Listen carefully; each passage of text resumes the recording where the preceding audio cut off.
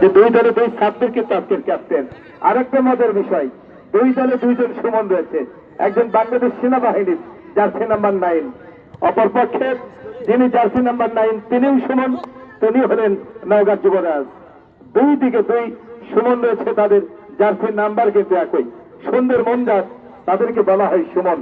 এই সুমন 9 নম্বর জার্সি রেখেছেন দোদলে।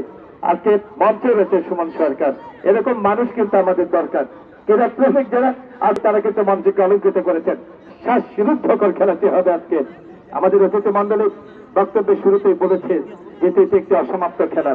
গত খেলাকে কেন্দ্র করে আবার সুমন, নওগাঁ যুবরাজ সুমন এখনো তার দখলে। এই সেই সুমন, বাংলাদেশের সবচেয়ে আলোচিত ফুটবল গত 21 তারিখ, গত মাসের 21 তারিখ নন্দীগ্রাম উপজেলার পণ্ডিতপুকুর উচ্চ বিদ্যালয় মাঠে, যেখানে প্রাইজ মানি ছিল 3 লক্ষ টাকা, সেই 3 লক্ষ টাকা প্রাইজ মানির ফুটবল খেলেছিলেন এই সুমন, যিনি আজকে 9 নম্বর জার্সির করতকলা ফুটবল একাডেমির হয়ে খেলছেন। সাব্বিরের মতো যুবরাজ। অপরপক্ষে মোহাম্মদ হোসেন রংপুর বিভাগীয় শহর থেকে যিনি আসছেন।